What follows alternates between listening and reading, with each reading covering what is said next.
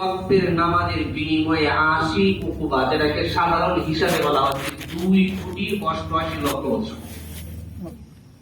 এক ওয়াক্ত নামাজ ছেড়ে দেওয়ার কারণে ৮০ উকুবা তাকে জাহান্নামের আগুনে জ্বলতে হবে।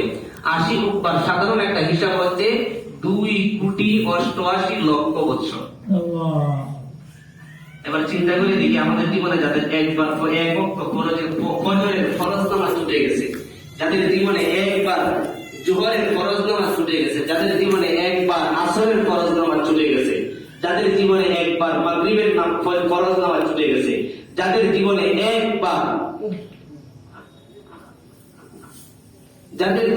একবার এশারের নামাজ ছুটে গেছে, ফজরের সময় ঘুমাইছিলাম আর নামাজ পড়িনি, নামাজের সময় উঠতে পারিনি, এশারের সময় খুব ব্যস্ত ছিলাম আর নামাজ পড়তে পারিনি, মাগরিবের সময় খুব তাড়াহুড়া ছিল, গরু গুছাইতেছিলাম, গরু বছর ঘরেও তুলতেছিলাম, গরু খাবার দিয়েছিলাম, মাগরিবের নামাজ আদায় করতে পারি না। আসরের সময় বাজারে খুব সদাই করার তাড়া ছিল, সদাই করতেছিলাম, এই জন্য আসর নামাজ পড়তে পারি না। জোহরের সময় ক্ষেতের মধ্যে খুব বেশি কাজ ছিল, এই জন্য জোহর নামাজ পড়তে পারি না। এরকম যাদের জীবনে এক ওয়াক্ত নামাজ ছুটে গেছে, রাসূল বলেন এক ওয়াক্ত নামাজের কারণে তাকে ৮০ উকুবা জাহান্নামের আগুনে জ্বলতে হবে। বলেন তো দেখি ৮০ উকুবার সাধারণ হিসাব কত দিন? ২,৮৮,০০,০০০ বছর, সাধারণ একটা হিসাব। বলে আমরা দুনিয়ার দিনের সমান না, দুনিয়ার ৫০০ দিনের সমান হাসরের পরকালের একটা দিন হবে। ৫০০ দিনের সমান একটা দিন হবে। তার মানে দুনিয়ার ৫,০০০ দিন মিলিয়ে হাসরের মাঠে মাত্র কয়দিন হবে? জি, দুনিয়ার ৫,০০০ দিনে হাসরের মাঠের মাত্র ১০ দিন হবে। এবার এই হিসাব করে দেখেন ২,৮৮,০০,০০০ বছর জাহান্নামের আগুনে জ্বলতে হবে এক ওয়াক্ত নামাজ ছেড়ে দেওয়ার কারণে। আমরা তো জিনিসটাকে স্বাভাবিক মনে করি, পড়তে পারছি না, এগুলো কি হয়েছে? কাজের খুব ব্যস্ত ছিল, আমার বাসায় মেহমান ছিল, আমার এই সমস্যা ছিল, আমার ওই সমস্যা ছিল, এই কারণে আমি নামাজ পড়তে পারিনি। হ্যাঁ, রাসূল কারীম সাল্লাল্লাহু আলাইহি ওয়াসাল্লাম বলেছেন, এই জন্য তুমি নামাজ পড়তে পারো নাই, এই জন্য নামাজ পড়তে পারো নাই, এই হুতা আর এই উজর আল্লাহর কাছে চলবে না, বরং সেকন্ত নামাজ ছেড়ে দেওয়ার কারণে তোমাকে ২,৮৮,০০,০০০ বছর জাহান্নামের আগুনে জ্বলতে হবে। নাউযুবিল্লাহ। আমরা তো জিনিসটাকে খুব স্বাভাবিক মনে করেছি। রাসূল এই কথাটা গুরুত্ব দিয়ে দিকে অন্য হাদিসের মধ্যে বলেছেন, আসসালাতু নামাজ হচ্ছে বাইনাল আবদি ওয়া বাইনাল কুফরি, ঈমান এবং মুমিনের মধ্যে, ঈমান এবং কাফেরের মধ্যে, মুমিন এবং কাফেরের মধ্যে পার্থক্য করনেওয়ালা একটা কাজ, একটা বিধান, তার নাম হচ্ছে নামাজ। মান তারাকা সালাতান মুতাআম্মিদান ফাকাদ কাফার, যে ইচ্ছা করে অনায়াসে সব সময় নামাজ ত্যাগ করতে থাকে সে কাফেরদের হুকুমে চলে যায়। এই জন্য আমাদেরকে প্রথম সতর্কতা যেটা অবলম্বন করা দরকার, সেটা হচ্ছে কোন নামাজ যেন না ছুটে।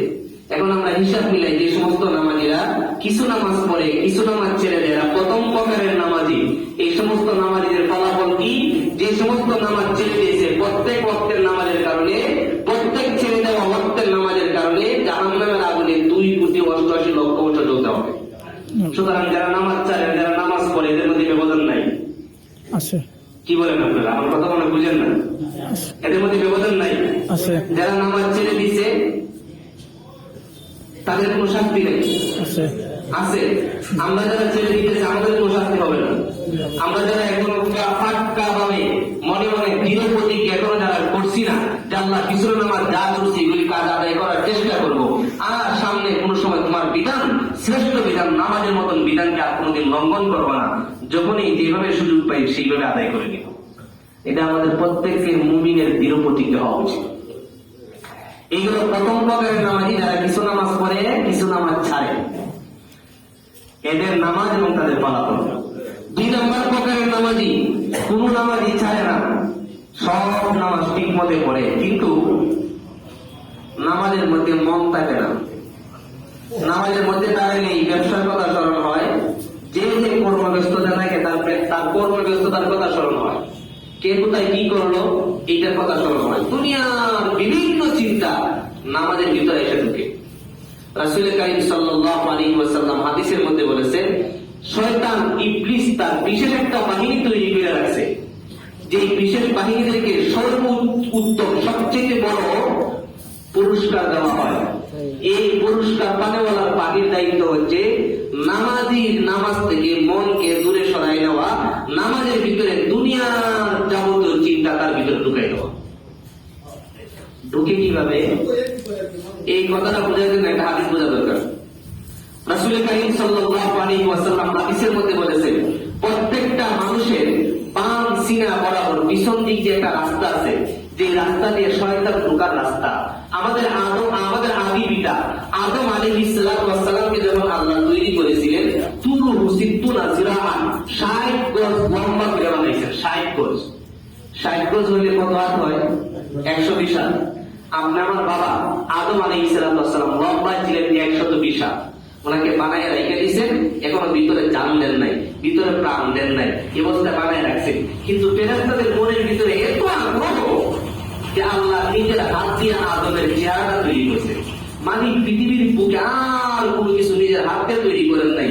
এত বিশাল আকার, এত সুন্দর জমি, এই সুন্দর জমির মধ্যে এত বড় বড় পাহাড়, এত কিছু সৃষ্টি করছেন। আল্লাহ শুধু বলছেন কোন, এই কথা বলছেন, পায়া কোন, অথবা সেটা হয়ে গেছে। একমাত্র একটা সৃষ্টি, সেটা হচ্ছে মানুষের চেহারা। আপনি আমার পিতা আদম আলাইহিস সালামের চেহারাটাকে, মুখমণ্ডলটাকে আল্লাহ নিজের হাত দিয়ে তৈরি করেছেন। এই জন্য ফেরেশতাদের ভিতরে মনে খুব আগ্রহ যাচ্ছে, না জানি কিভাবে তৈরি করেছেন দেখা দরকার। ফেরেশতারা প্রস্তাব দিচ্ছে, আল্লাহ তোমার তৈরি আদমকে দেখতে চাই। আদম আলাইহিস সালামকে আল্লাহ বলেন, ঠিক আছে, ফেরেশতাদেরকে বলেন, ঠিক আছে আসো, এসে দেখে যাও। তখন আদম আলাইহিস সালামের ভিতরে রূহ নেই, লম্বা করে শুয়ে গেছে। আদম আলাইহিস সালাম এইভাবে শুইছেন, পুরো ডান পাশ দিয়ে ফেরেশতারা যাচ্ছে, আর সবাই এক নজর দিকে যাচ্ছে, সবাই এক নজর দেখে দেখে চলে যাচ্ছে। এদের সাথে বসবাস করতো ওয়াকানা মিনাল জিন্নি, ফেরেশতাদের সাথে বসবাস করতো আর একটা ছিল জিন জাতি, তার নাম ছিল ইবলিস। এই ইবলিসকে রেখে এদের এত পাপাচার দুনিয়ার জমিনে করছিল। ইবলিস বাদে যত জিন ছিল, সমস্ত জিনকে আল্লাহ তাআলা ফেরেশতাদের মাধ্যমে দুনিয়ার জমিনে টেকনাইয়া আশ্রয়া সব ধ্বংস করছেন। শুধু একটাকে রেখে দিয়েছেন, তার নাম ইবলিস। সে থাকতো ফেরেশতাদের সাথে জান্নাতের ভিতরে। যখন আসছে, আসার পরে তার ভিতরে একটা কম্পন সৃষ্টি হয়েছে, যে আল্লাহ আগে ঘোষণা করছেন, ইন্নী জাইলুন ফিল আরদি খলিফা, দুনিয়ার জমিনে আল্লাহ খলিফা বানাইবেন। তার মানে সে দুনিয়ার জগতে গিয়ে আল্লাহর ইবাদত করবে।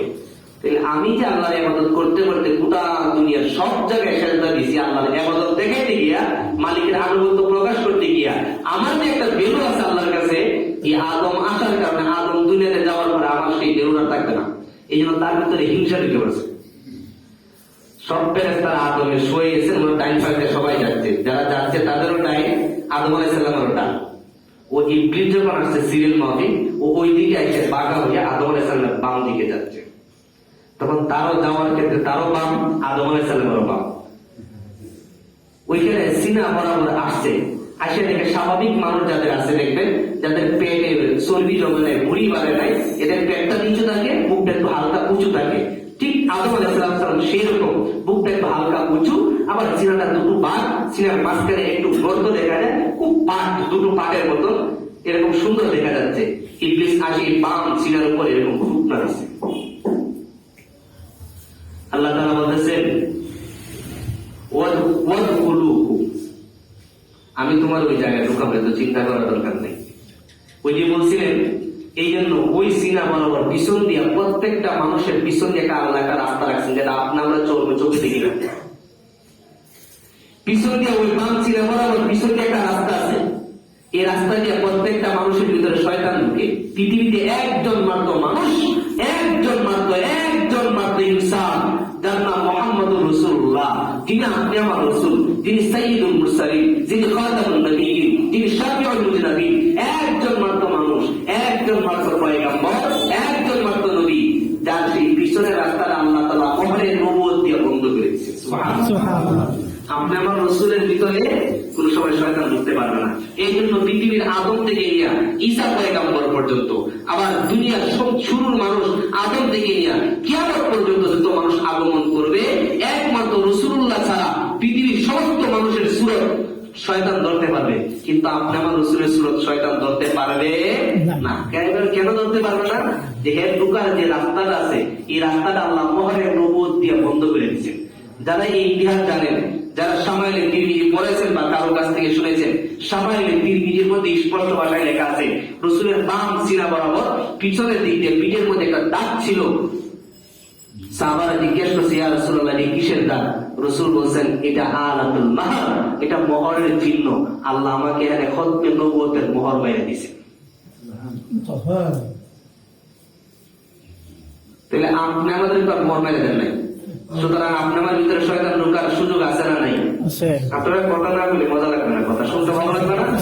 অনেকের ঘুম আসতেছে, কথা না বলে তো ঘুম আসবে। শয়তান কি পছন্দ করতেছে যে আপনারা এখানে বসে পুরো হাদিসের কথা শুনেন, আবার তার বিরুদ্ধে আমি কথা বলেছি, এটা কি তার কাছে ভালো লাগতেছে?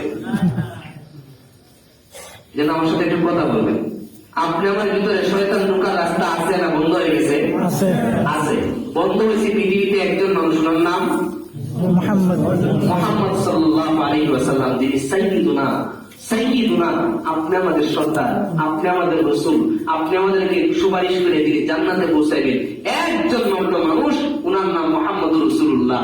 উনার রাস্তায় ছিল, কিন্তু আল্লাহ মোহরের নবুয়ত, অর্থাৎ নবুয়ত যে খতম, আর কোন নবুয়ত পৃথিবীতে আসবে না, ওই নবুয়তটা রাসূলের ওই রাস্তার মধ্যে লাগাইয়া এটা বন্ধ করে দিয়েছে। এখন আপনাকে যে নামাজের মধ্যে দাঁড়াই, শয়তান আসি আমাদেরকে ধোঁকা দেয় কি দেয় না, এটা তো আমি বলতে পারবো না। আমারটা আমি বলতে পারি,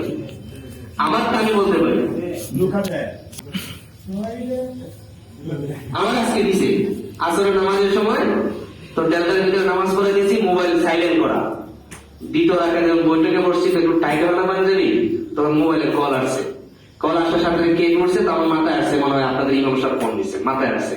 আবার হুট করে মাথায় আসছে, তো নামাজ আছি, কথা স্মরণ করা যায় না। আমাকে ধোকা দেয়, আমাকে নামাজের ভিতরে দুনিয়ার বিভিন্ন কিছু ঢুকিয়ে দেবে। রাসূল কারীম সাল্লাল্লাহু আলাইহি ওয়াসাল্লাম বলতেছেন, তারা হচ্ছে 2 নম্বর প্রকারের নামাজি, যারা নিয়মিত নামাজ পড়ে কিন্তু নামাজের ভিতরে মন ঠিক থাকে না। দুনিয়ার হিসাবে লাগছে তো লাগছে। আমাদের আনসারী রাহমাতুল্লাহ আলাইহি মজা করে বলতেন, এক দোকানদার নামাজের মধ্যে গেছে, বাজারের ব্যবসায়ী বাজারের মসজিদে নামাজ পড়তে গেছে। যাওয়ার পর ইমাম সাহেব সালাম দিয়ে বসে, ওই লোক সালাম বেরো বলতেছে, হুজুর আজকে তো নামাজ 3 রাকাত হয়েছে। কত রাকাত? 3 রাকাত। ইমাম সাহেব জিজ্ঞেস করছেন, নামাজ 3 রাকাত হয়েছে? আমি তো জানি 4 রাকাত পড়াইছি। মুসল্লিদের জিজ্ঞেস করছেন, ভাই নামাজ কয় রাকাত হয়েছে? সব মুসল্লিরা হুজুর 4 রাকাতই হয়েছে। তো হুজুর তারে আলাদা ডাইকে না বললেন, তুমি যে বললা 3 রাকাত, কারণটা কি? পেশটা লাগছে কোথায়? হুজুর আমি প্রত্যেক দিন 4 রাকাত নামাজের ভিতরে আমার 4টা দোকান আছে, প্রত্যেক রাকাতের ভিতরে এক একটা দোকানের হিসাব করি। আজকে 3 দোকানের হিসাব করার সাথে সাথে একটা সালাম দিয়ে বুঝতে পারছেন আমার 3 রাকাত হয়েছে, আমার আরেক দোকানের হিসাব বাকি হয়েছে। এরকম নামাজ আমাদের সমাজে নাই, আমাদের ভিতরে নাই। রাসূল কারীম সাল্লাল্লাহু আলাইহি ওয়াসাল্লাম বলতেছেন, ওই সমস্ত নামাজীরা যারা নামাজের হক আদায় করে নামাজ পড়ে নেই, কিন্তু নামাজের ভিতরে মন এদিক সেদিক যাওয়ার পরে নামাজের ভিতরে মনকে ফিরাইয়া নিয়ে আসার আর কোন চেষ্টা করে না। মন গেছে তো গেছে, এটাকে নামাজের ভিতরে ফিরাইয়া নিয়ে আসার আর চেষ্টা করে না। ওই সমস্ত নামাজীরা এরা আল্লাহ তাআলার কাজ করে দাঁড়াইতে হবে। আল্লাহ এদেরকে তদন্ত জিজ্ঞাসা করবেন, ব্যাকুল ব্যাকল হুকা, আমি মালিকের দরবারের সামনে, আমি মালিকের সামনে দাঁড়িয়ে, আমি মালিকের দরবারে দাঁড়িয়ে তুই দোকানের কথা কল্পনা করতে পারলি কিভাবে? আল্লাহ একটা ওয়াইড সূচক তাকে একটা দমক দিবেন। তখন লোকটা বলতে থাকবে, হায় আফসোস, হায় আফসোস, লাইকাল ইয়াউম, লাইকাল ইয়াউম, লাইকাল ইয়াউম, হায় আফসোস, যদি আজকের দিনটা আমার জন্য না আসতো। মানে তার কাছে দুনিয়ার জীবন, কবরের জীবন, হাসরের জীবন, সব জীবন ফেল। বলতেছে আজকের দিনটা আমার কাছে এত কষ্টের দিন যে আল্লাহ আমাকে এমন একটা ওয়াইড নামক এমন একটা দমক দিছে, এই দমকটা আমার সহ্য করার ক্ষমতা নাই। আফসোস করে বলতে থাকবে, লাস্তু ইয়াওমান, আজকের দিনে যদি আমি না আসতাম। ছোট বাচ্চার আছে না, একটা ছোট বাচ্চা কথা মাত্র হাঁটা চলা শিখছে, টুকটাক কথাবার্তা বলতে পারে, ওর সামনে কিন্তু বিশাল লম্বা মোটা গাটা লম্বা চুল নিয়ে একটা বড় বড় চোখ বানায় রাস্তার মধ্যে একেবারে একটা দমক দেয়, বাচ্চারা স্বাভাবিক হয়ে পাবে, এমনও হইতে পারে অজ্ঞান হয়ে যেতে পারে। তো মানি পাহাড়ের সুরত নিয়ে সেই সময় ওই মনোযোগী নামাজিকে একটা দমক দিবেন ওয়াইদের সুরে। এই লোকটা তখন বলতে থাকবে লাস্তু ইয়াওমান লাস্তু ইয়াওমান লাইতা ইয়াওমান, আরে আজকে দিনটা না আসতো আর আজকে দিন আমি না আসতো, এমন ভয়ঙ্কর একটা অবস্থা হবে। এই জন্য 2 নম্বর প্রকারের নামাজি যারা নিয়মিত নামাজ পড়ে, জোহরের সময় জোহরের নামাজ পড়ে, আসরের সময় আসরের নামাজ পড়ে, মাগরিবের সময় মাগরিবের নামাজ পড়ে, এশারের সময় এশারের নামাজ পড়ে, ফজরের সময় ফজরের নামাজ পড়ে, কিন্তু নামাজে মন থাকে না। 3 নম্বর প্রকারের নামাজি, তারও নামাজের ভিতরে সমস্যা হয়, নামাজের ভিতরে শয়তান ঢুকিয়ে তাকে ধোঁকা দেওয়ার চেষ্টা করে, কিন্তু যখনই সে নামাজের মধ্যে দাঁড়ায়, দাঁড়ানোর পর যখন দোকানের কথা স্মরণ হয়, চাকরিজীবীর যখন চাকরির কথা স্মরণ হয়, কেনকামারে চাষি ব্যক্তি যখন চাষের কথা স্মরণ হয়, সঙ্গে সঙ্গে তার ভিতরে এই কথা ঢুকে যায়। আল্লাহ বলছেন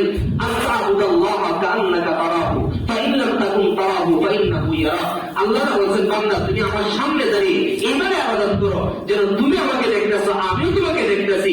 আর বান্দা তুমি যদি এই কথা মনে করতে না পারো যে তুমি আমাকে দেখতেছো, এই কথা মনে করতে না পারো, কমাস কম এইটা তুমি মনে করো আমি আল্লাহ তোমাকে দেখতেছি। আচ্ছা, যে ব্যক্তি কথা মনে করবে যে আমি আল্লাহর সামনে দাঁড়িয়েছি, মালিকের কুদরতি পায়ে সেজদা দিচ্ছি, মালিক আমাকে দেখতেছে, তার ভিতরে দোকানে চিন্তা আসতে পারে, আসার সাথে সাথে আবার ফিরে নিয়ে আসছেন আমি নামাজ পড়তেছি। এরকম করতে করতে করতে করতে ওই যে নামাজের ভিতরে মন এদিক সেদিক চলে যায়, এখান থেকে ফিরে আনার চেষ্টা করতে করতে নামাজের ভিতরে মন বসে গেছে। এরা হচ্ছে 3 নম্বর প্রকারের নামাজি। এদেরকে রসুলের ভাষায় বলছেন সালাতুল মাকতুবিন। এই সমস্ত নামাজিরা নামাজের মন চলে যাওয়ার পরে আবার ফিরে নিয়ে আসার চেষ্টা করছে এবং এটার উপর অবিচল থাকছে, অটল থাকছে। আল্লাহ এদের জীবনের সমস্ত গুনাহ মাফ করবেন, এদের নামাজও কবুল করবেন। এদের নামাজে এদেরকে দুনিয়ার সমস্ত পাপাচারের কাছ থেকে বাঁচায় রাখে। সুবহানাল্লাহ। যে ব্যক্তি নামাজে চিন্তা করে যে আমি এখন নামাজ পড়তেছি, নামাজের মধ্যে মনটা এদিক সেদিক চলে যাওয়ার কারণে আল্লাহ আমাকে দেখতেছেন, আল্লাহ অসন্তুষ্ট হয়ে যাবেন। এই লোকটা যখন চুরি করতে যাবে তখন তার মনে এই কথা ভাববে না মালিক আমাকে না দেখলো, কে দেখতেছে? আল্লাহ আমাকে দেখতেছে। আমি যার মাল চুরি করতেছি, এই মালের মালিক আমাকে না দেখলো, আমার মালিক আমাকে দেখতেছে। সে যখন মিথ্যা কথা বলতে যাবে সমস্যা ভাবছে আমি তো মিথ্যা কথা বলি, লোকটাকে ধোঁকা দিতে পারতেছি, কিন্তু আল্লাহ তো সবই শুনতেছেন। এই কথা যার ভিতরে ঢুকে যাবে, যেই নামাজির ভিতরে এই কথা ঢুকে যাবে, ওই নামাজি কোনোদিন কোনো সময় গুনাহের কাজ করতে পারে না। এই কথাটা ওই নামাজির কথা আল্লাহ কালামে পাকের মধ্যে আমার আজকে তেলাওয়াত আয়াতের মধ্যে বলেছেন ইন্নাস সালাতা তানহা আনিল ফাহশাই ওয়াল মুনকার। নিশ্চয়ই নামাজ তার সমস্ত পাপাচারের কাছ থেকে তাকে বাঁচিয়ে রাখে। এটা সমস্ত নামাজি না, কিনা? সমস্ত নামাজি না। যে সমস্ত নামাজিরা নামাজের ভিতরে নিজের মনকে স্থির রাখার জন্য সর্বোচ্চ চেষ্টা করে, ওই সমস্ত নামাজির নামাজ তাকে দুনিয়ার সমস্ত পাপাচারের কাছ থেকে বাঁচায় রাখে। যে নামাজি ফজর পড়ে জোহর পড়ে না, যে নামাজি জোহর পড়ে আসর পড়ে না, যে নামাজি আসর পড়ে মাগরিবের নামাজ পড়তে পারে না, যে নামাজি এশা আর ফজর দুইটাই পড়তে পারে না, ওই নামাজির নামাজ তাকে পাপাচারের কাছ থেকে বাঁচায় রাখতে পারবে না। যে নামাজি নামাজ পড়ে ঠিক, কিন্তু নামাজের ভিতরে মন মুঠো থাকে না, নামাজের ভিতরে মন রাখার কোন চেষ্টা করে না, এই নামাজও তাকে পাপাচারের কাছ থেকে বাঁচায় রাখতে পারবে না। এবার আপনাদের মনের প্রশ্নটা দূর হয়েছে কিনা? যে প্রশ্ন আপনাদের মনের ভিতরে আগে ছিল, ওই লোকটাকে দেখছি নামাজও করে আবার কবরের কেপ থেকে ফসল নষ্ট করে, ওই লোকটা দেখছি সামনের কাতারে গিয়ে নামাজও করে আবার মিথ্যা কথা বলে, ওই লোকটা দেখছি সামনের কাতারে দাঁড়িয়ে নামাজও করে আবার পাপাচারের কাজও করে, গীবত করে, মানুষের পরনিন্দা করে, সুদ খায়, ঘুষ খেয়ে বিচারও করে। এটা কিসের নামাজি? তার নামাজ কই? তাকে পাপাচারের কাছ থেকে বাঁচায় রাখলো না কেন? এই প্রশ্নের জবাবটা দেওয়ার জন্য আপনাদেরকে একটু দূর থেকে আলোচনা করে নিয়ে আসলাম। তাহলে বুঝতে হবে, ওই আমার যে নামাজে কোনো মিথ্যা কথা বলে, আমার যে নামাজে কোনো সুদ খায়, আমার যে নামাজে কোনো ঘুষ খায় লেনদেন করে, আমার যে নামাজে কোনো ঘুষ খায় মানুষের বিচার কার্যক্রম করে, বুঝতে হবে ওই নামাজি 3 নম্বর প্রকারের নামাজি হতে পারে নাই। হয়তো প্রথম প্রকারের নামাজি, নতুবা দ্বিতীয় প্রকারের নামাজি, 4 নম্বর প্রকারের নামাজি। যারা নামাজের মধ্যে মন বসাইতে বসাইতে এমন অবস্থা হয়েছে, এরা যখন নামাজে দাঁড়িয়ে পড়ে আলহামদুলিল্লাহি রাব্বিল আলামিন, সঙ্গে সঙ্গে কানের মধ্যে আওয়াজ বেশি আছে মানিল হাম। এরা বান্দা দুটো হাত ধরে কোন ভাবে প্রশংসা করতেছে ওই রবটাকে। বান্দা যখন এই আওয়াজটা তার দিলের কান্দে শুনে সঙ্গে সঙ্গে জবাব দিয়ে বলে আর রহমানির রহিম, আমি রহমান আর রহিমের প্রশংসা করতেছি, তার কানের মধ্যে আবার আওয়াজ আসে মানির রহমান ওয়ার রহিম, রহমান আর রহিম আবার কে রে, রহমান আর রহিম আবার কে? বান্দা এই কথাটা শুনে উত্তর দিতে থাকে মালিক ইয়াউমিদ্দিন, যে কিয়ামত দিবসের মালিক তিনি হচ্ছেন রহমান, তিনি হচ্ছেন রহিম, আমি তার প্রশংসা করতে থাকি। তখন সবাই আল্লাহ তাআলা জিজ্ঞাসা করেন কোন কারণে কার প্রশংসা করে, কেন করো? বান্দা সঙ্গে সঙ্গে উত্তর দেওয়া ইয়াকা না'বুদু ওয়া ইয়াকা নাস্তাঈন, মালিক তোমাকে তো চিনতে পারছি, যে আওয়াজ তুমি দিচ্ছ মালিক হাম, কার প্রশংসা করেছি? আমি উত্তর করেছিলাম আর রহমান রহিম, রহমান আর রহিমের প্রশংসা করতেছি।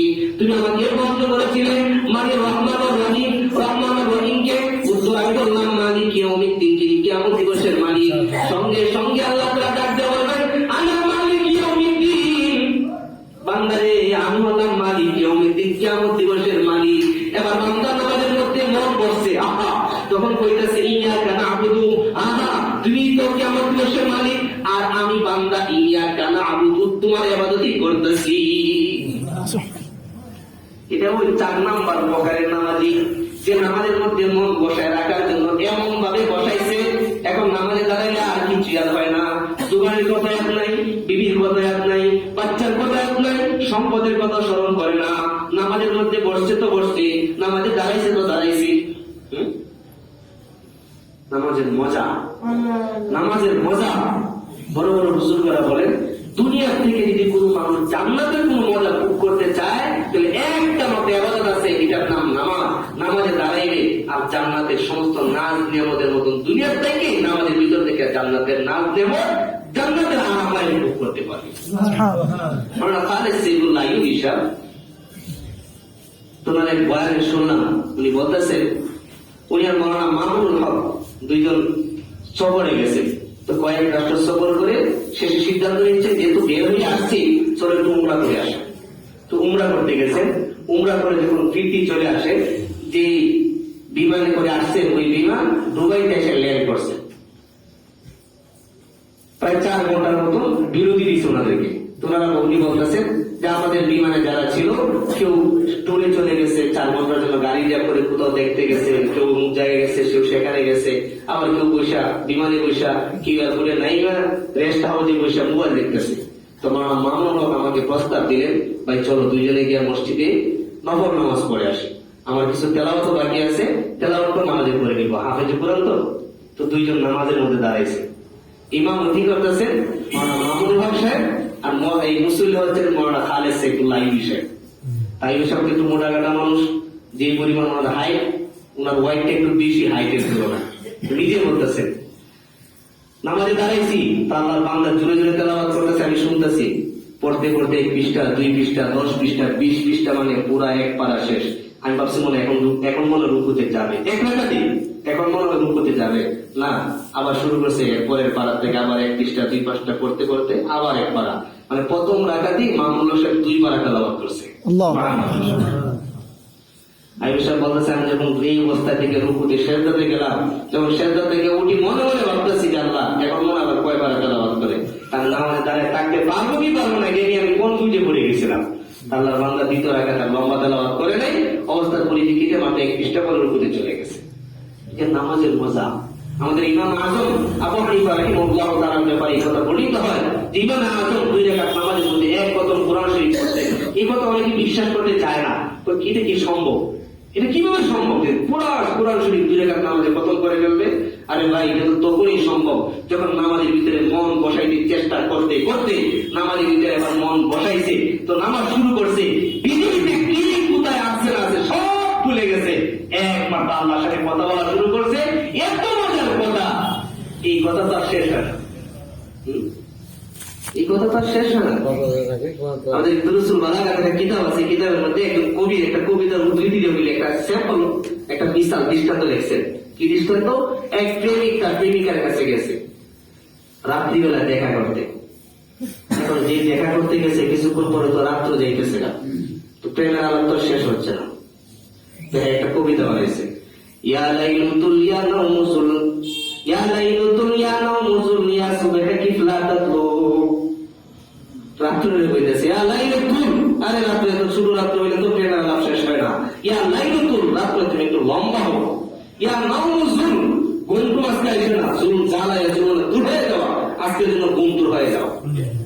প্রেমিকার উদ্দেশ্যে বলতেছে। এরপরে ইয়া সুবাহি, এই শুনো, থামো, যেখানে আছো ওইখানে থেমে থাকবে, আজকে উঠো না। লা তাকু, তুমি উঠিত হয় না।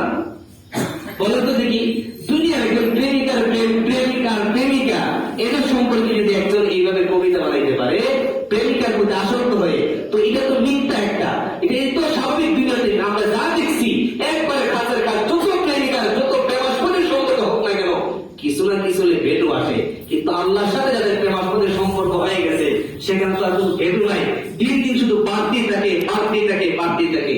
যে একজন প্রেমিক, আল্লাহর একজন প্রকৃত প্রেমিক যখন নামাজে দাঁড়াইবে, তখন তার নামাজ থেকে নামাজ ছাড়তে মন চাইবে না। ওই 4 নম্বর প্রকারের নামাজি, যে সমস্ত নামাজিরা নামাজের মধ্যে কথা বলতে থাকবে, এই সমস্ত নামাজিদের সম্পর্কে আল্লাহ তাআলা পবিত্র কালামুল্লাহ শরীফের 30তম পারার এক আয়াতের মধ্যে বলেন, ওই সমস্ত নামাজিদেরকে বলা হবে ফাদখুলি ইবাদি ওয়াদখুলি জান্নাতি, তোমার মৃত্যু শেষ, মৃত্যু সুদা পান করো আর জান্নাতের মধ্যে চলে যাও। পঞ্চম নম্বর প্রকারের নামাজি তারা হচ্ছে সালাতুল আম্বিয়া ওয়ার রাসূল, এটা নবী রাসূলের নামাজ। ওই প্রকারে আমাদের পোষা কি নয়, সম্ভব নয়। আমরা যদি কমাস কম 4 নম্বর প্রকারে বুঝতে পারি, জীবন কামিয়াব।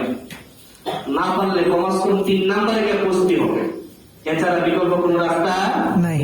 এবার প্রত্যেকে যদি বুঝে থাকে, প্রথম প্রকারের নামাজি যারা কিছু নামাজ ছাড়ে কিছু নামাজ ধরে, এদের ফলাফল কি? যতগুলো নামাজ ছাড়ছে প্রত্যেকটা নামাজ, প্রত্যেক অর্থের নামাজের বিনিময়ে 80 উকুবা, সাধারণ হিসাবে 2,88,00,000 বছর জাহান্নামের আগুনে জ্বলতে হবে। প্রথম প্রকারের নামাজি। 2 নম্বর প্রকারের নামাজি হচ্ছে এই সমস্ত নামাজিরা যারা 5 ওয়াক্তের নামাজ প্রত্যেক অর্থে ঠিক মতে পড়েনি, কিন্তু নামাজের ভিতরে মন ঠিক রাখতে পারে না, দুনিয়ার বিভিন্ন চিন্তায় মত্ত রাখে। ওই সমস্ত নামাজিরা আল্লাহর কাজ করায় দাঁড়ায় একটা ওয়াইড নাম ভয়ঙ্কর হুমকি পাবে, তখন সে অবস্থা বলতে থাকবে, লাস্তু ইয়ামা, আজকে দিনটা যদি আমার জন্য না হতো, লাইতা ইয়ামা, এই দিনটা যদি আজকে না আসতো, এইভাবে এটা সবচেয়ে বড় ভয়ানক একটা ব্যাপার হবে। 3 নম্বর প্রকারের নামাজি যারা নামাজের মধ্যে মন এদিক সেদিক চলে যায়, কিন্তু নামাজের মধ্যে আবার মনকে ফিরিয়ে নিয়ে আসে, আল্লাহ এদের জীবনের গুণামাফ করবেন, এদের নামাজ এদেরকে যাবতীয় পাপাচারের কাছ থেকে বিরত রাখবেন, এরা সহজে জান্নাতে যেতে পারবে। 4 নম্বর প্রকারের নামাজি ওই সমস্ত নামাজিরা, যেই নামাজিরা নামাজের মধ্যে মন স্থির রাখে, নামাজের ভিতরে আল্লাহর সাথে কথা বলা শুরু করে দেয়, এরা মরতে দেরি হবে, জান্নাতের নাজ নেওয়া করতে দেরি হবে। সুবহানাল্লাহ। বাংলাদেশ 4 প্রকারের নামাজি হওয়া সম্ভব, বাংলার চেষ্টা করতে করতে 4 নম্বর প্রকার পর্যন্ত গিয়ে পৌঁছা সম্ভব। 5ম নম্বর প্রকারে কোনো বাংলা বসতে পারবে না, যে বসতে হলে রাসূল হতে হবে, তো তোমার নবী হতে হবে। নবী রাসূলরা ছাড়া 5ম নম্বর প্রকারে পৌঁছা সম্ভব না। আমাদের বাংলা হিসেবে আমরা 4 নম্বর প্রকার পর্যন্ত যেতে পারি, কিন্তু এখন আমাদের নামটা কত নম্বর প্রকারে আছে এটা আমরা প্রত্যেকেই হিসাব করতে পারবো। কাউকে বলা দরকার না, আমারটা আপনি হিসাব করবেন, আমারটা আমি হিসাব করতে পারছি। মুহতারাম হাজিরিন,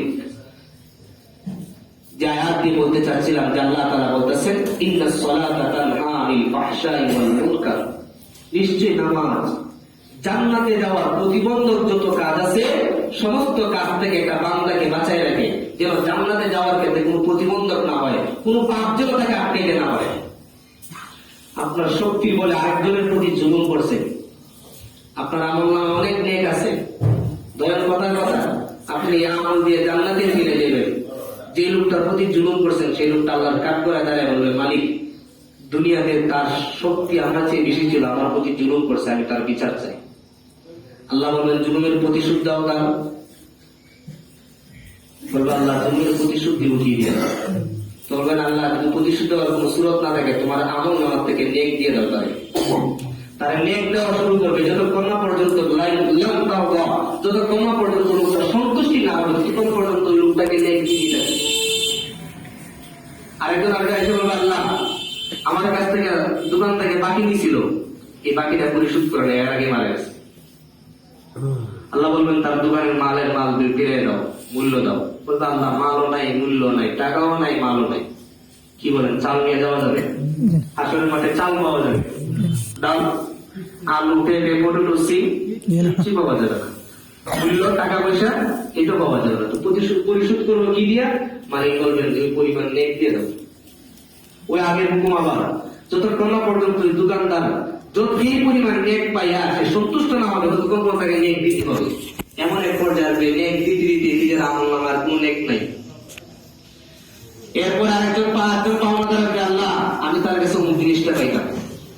মালিক বলবেন যাও পরিশোধ করো, বলবে আল্লাহ কিচ্ছুতে নাই পরিশোধ করার, নেক ছিল নেক ওটা শেষ করে ফেলছে, এখন কি করবো? আল্লাহ বলবেন নেক নাই, একটা কাজ করো, যে পাওনাদার দাঁড়াইছে তারা আমার নামে যত গুনাহ আছে সব গুনাহ তুমি নিয়ে নাও। জীবনে কোনোদিন গুনাহ করে নাই, কথার কথা, জীবনে ইচ্ছা করে ইবাদত ছাড়ে নাই, কিন্তু মানুষের হক নষ্ট করার কারণে হাসরের মাঠে সবচেয়ে বড় মুফলিস হয়ে দাঁড়াইবে। রাসূল হাদিসের মধ্যে বলেছেন তার চেয়ে বড় মুফলিস, তার চেয়ে বড় দেউলিয়া, তার চেয়ে বড় ফকির হাসরের মাঠে কেউ থাকবে না, যার কাছে মানুষের পাওনা থাকবে। হাসরের মাঠে সবচেয়ে বড় দেউলিয়া, সবচেয়ে বড় মুফলিস হয়ে যাবে, সবচেয়ে বড় দরিদ্র ফকির হয়ে যাবে। এক পর্যায়ে মানুষের গুনার বোঝা নিয়ে জাহান্নামে যাওয়া ছাড়া কোনো উপায় থাকবে না। এই সমস্ত পাপের কাজ প্রত্যেকটা মানুষকে, যাদের আমল নামায় সমস্ত পাপের কাজ আছে, প্রত্যেকে জান্নাতে যাওয়ার ক্ষেত্রে বাধা দেবে।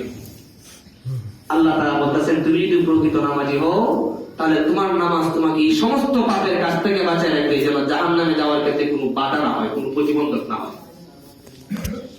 আমরা আল্লাহর কাছে বেশি বেশি করে দোয়া করি, মালিক আমি যেহেতু তোমার কাছে সেজদা দেই, তোমার কুদরতি পায়ে যেহেতু আমার কপালটা লাগাই, মালিক আমাকে এমন সেজদা দেওয়ার তৌফিক দান করো যে সেজদার কারণে জাহান্নামে যাওয়ার ক্ষেত্রে যত প্রতিবন্ধক কাজ আছে সমস্ত কাজ থেকে যেন আমি বাঁচতে পারি।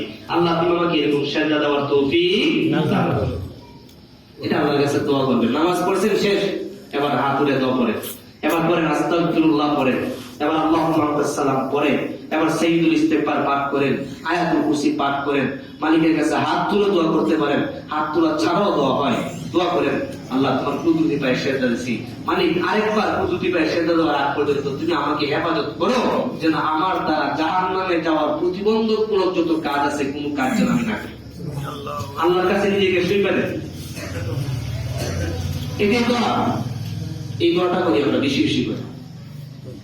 কিন্তু এখানে একটা বিষয় আপনাদেরকে না বললেই নয়, সেটা হচ্ছে নামাজ যে আমরা পড়ব, নামাজের দুটো দিক আছে, একটা নামাজের শরীর, একটা নামাজের অন্তর, দিল, জান, রূহ।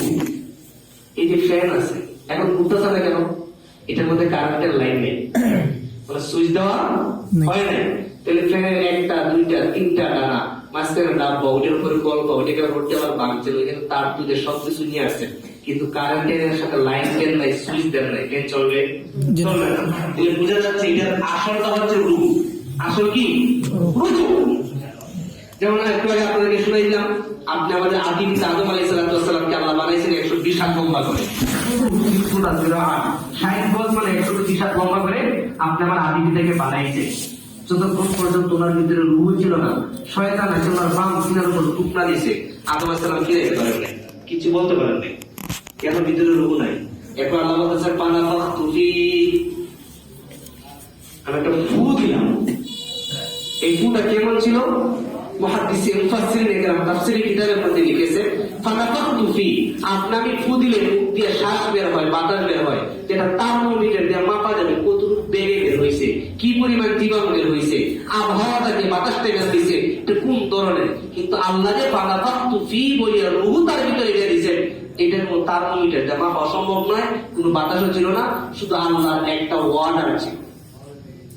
যে আল্লাহ তাআলা ফানাফাখতু ফী রূহ তার ভিতরে দিলেন, কামা আদম আলাইহিস সালাতু ওয়াস সালাম 120 হাত লম্বা মানুষ থেকে সোজা হয়ে দাঁড়াইছে। সুবহানাল্লাহ। বলেন তো এর মধ্যে কোনো নড়াচড়া নাই কেন? ভিতরে রূহ নাই। ভিতরে কি নাই? রূহ নাই। আপনি আমাদের প্রাইম মিনিস্টার, প্রধানমন্ত্রী, রাষ্ট্রপতি যারাই আছে, এখন ওনাদের একটা সিগনেচার, একটা স্বাক্ষরে একটা কথার বহুমতা, প্রধানমন্ত্রীর স্বাক্ষরটি আপনি পৃথিবীর যে কোনো জায়গায় যান অনেক দাম, কিন্তু উনি যদি মারা যান ওনার ভিতরে রূহ নাই। যে হাত দিয়ে স্বাক্ষর করতেন, যে জবান দিয়ে কথা বলতেন, সেই জবান আজও আছে, সেই হাত আজও আছে, কিন্তু ভিতরে রূহ নাই। বলেন তো দেখি এই হাতের কোনো মূল্য আছে? কোনো মূল্য নাই। ঠিক ততরূপ পাবে প্রত্যেকটা জিনিসের অবর আকৃতি যেমন দরকার, ওই অবর আকৃতি মূল্যায়িত হয়, মূল্য পায় তখন যখন তার ভিতরে রূহ থাকে। ঠিক ততরূপ পাবে নামাজের একটা অবর আকৃতি আছে আর একটা ভিতরে রূহ আছে। নামাজের অবর আকৃতিটা হচ্ছে নামাজের মাসালা মাসায়, নামাজের ভিতরে রূহ হচ্ছে খুশু আর খুশু। এবার আপনাদের কিছু প্রশ্ন করে আমার কথা কিছু জবাব দিবেন। এই যে ফেস দিয়ে উদাহরণ দিচ্ছিলাম আপনাদেরকে, ফেসের আপনার মাঝখানে কি আছে, মেশিনটা আছে, ওইটা লাগাইছেন, কিন্তু চতুর্পাশে যে তিনটা ডানা আছে, ডানা লাগান নাই, কারেন্টের লাইন লাগাই সুইচ দিচ্ছেন। এবার আপনাদেরকে বাতাস দিবে কেন? কি বলে বাতাস দিবে কেন? কেন? মেশিনও ঠিক আছে, কারেন্টের লাইনও দিচ্ছেন, সুইচও দিচ্ছেন, তারপর বাতাস দেওয়া কেন? ফাঁকা নেই, ফাঁকা আছে। এই মেশিনও আছে, ওইখান থেকে তার টাইনা এই পর্যন্ত আর সুইচ পর্যন্ত আনার পরে একটা তার ছিঁড়ে গেছে। এখন সুইচ দিলে কেন করবে? করবে না কেন? বলে আপনি তাহলে সুইচ দিছি দিবে, ঘুরে দেখেন অরিজিনাল এই জিনিস সবগুলো আছে, টাকা দরকার, এই সবগুলো নাই, কিন্তু রূপ ভিতরে টাকা লাভ নেই। আরো সহজ উদাহরণ বলি আপনাদেরকে। আমাদের প্রধানমন্ত্রী প্রাইম মিনিস্টার একটা সিগনেচারের কথা বললাম, এটা অনেকটা।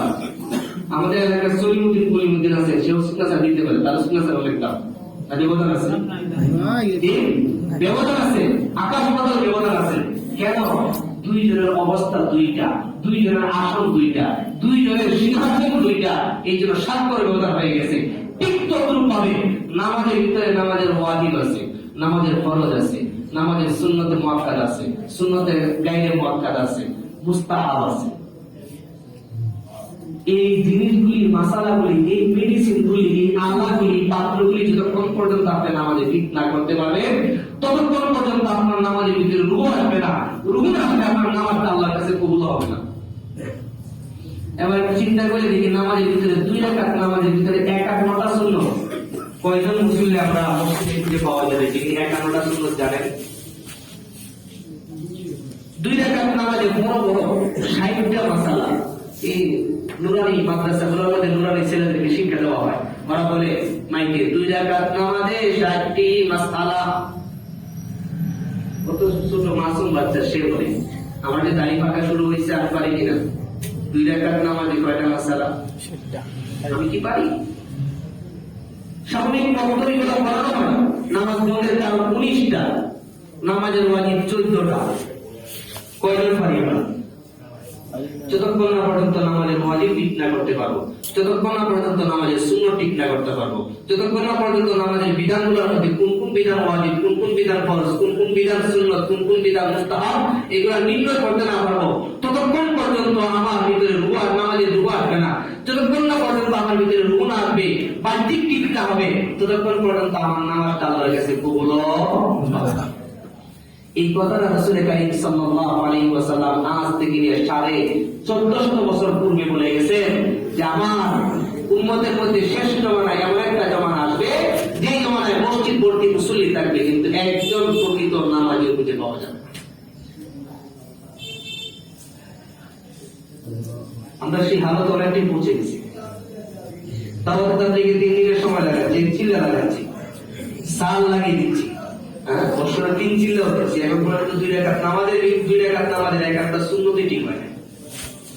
আমাদের শাইখের দরবারে প্রতি মাসে, প্রতি সপ্তাহে, অমুক মাহফিলে, অমুক ইসলামী জুড়ে সব কানে দৌড়াচ্ছি, এখন পর্যন্ত 2 রাকাত নামাজের 1 একটা সুন্নত আমার ঠিক হয় না।